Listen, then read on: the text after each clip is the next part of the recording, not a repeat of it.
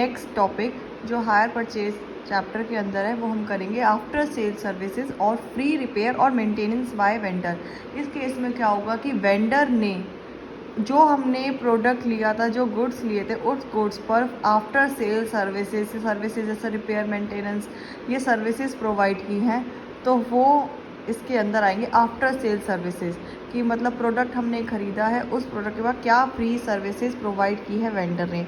इसके बाद जब भी सेल्स की जाएगी, वेंडर उसमें जैसी सेल हो जाएगी, ठीक है, सेल कर दी, वेंडर ने सेल कर दी, प्रोडक्ट सोल्ड आउट कर दिया, उसके बाद उसमें जो भी फ्री सर्विसेज प्रोवाइड करने की बात है तो उससे रिलेटेड वेंडर क्या करेगा, एक सेपरेट अकाउंट ओपन करेगा, रिजर्व, रिपेयर अकाउंट और मेंटेनेंस सस्पेंस अकाउंट, जिसके अंदर वो अमाउंट एक अप्रोप्रिएट अमाउंट वो ट्रांसफ़र करेगा। कौन से अकाउंट में? रिपेयर रिजर्व और मेंटेनेंस सस्पेंस अकाउंट, जिसमें ये सर्विसेज से रिलेटेड आफ्टर सेल सर्विसेज जो प्रोवाइड की जाएंगी उससे रिलेटेड अमाउंट डाला जाएगा।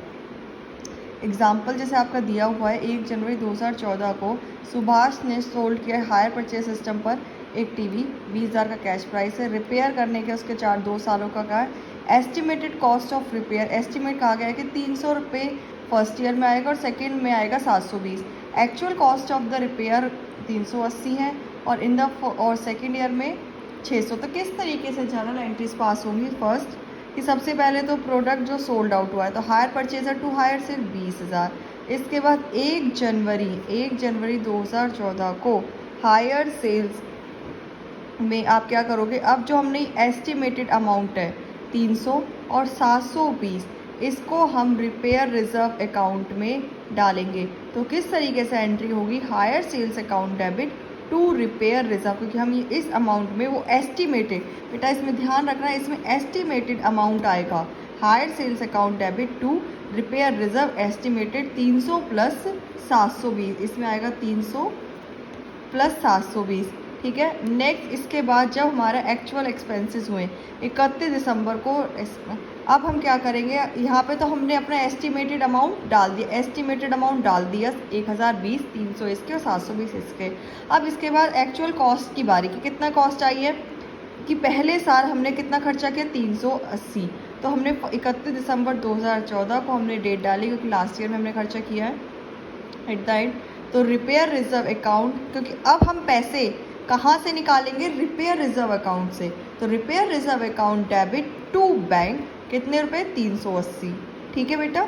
इसके बाद लेकिन मैंने जिस साल मेरा ये 380 रुपये का खर्चा हुआ था, उस साल मैंने कितना एस्टिमेट किया था? मैंने एस्टिमेट किया था 300, लेकिन खर्चा कितना हो गया? 380, 80 रुपये का, 80 रुपीज़ का मेरा एक्स्ट्रा खर्चा हुआ है। अब मैं P&L से और अमाउंट लूँगी उस साल के लिए। बात समझ आ रही है आप लोगों को कि इसमें क्या हो रहा है कि मैंने एस्टिमेट तो किया था 300 रुपये का, लेकिन मेरी एक्चुअल कॉस्ट है 380 की, ज़्यादा कॉस्ट आ गई तो 80 रुपये अब मुझे और चाहिए, तो मैं कहाँ से निकालूंगी? P&L अकाउंट को डेबिट करके उसमें ये 80 रुपीज़ और निकाल लूँगी। P&L account debit to repair reserve account, ठीक है।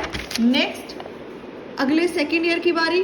सेकेंड ईयर में रिपेयर रिजर्व मैंने क्रिएट किया था 700 का, ठीक है। अब मेरा एस्टिमेट जो एक्चुअल कॉस्ट आई वो 600 की है, तो रिपेयर रिजर्व टू बैंक 600 मैंने रुपए निकाल लिए, लेकिन मैंने उसमें बनाया था 720, मैंने उसमें 720 का एस्टिमेट किया था।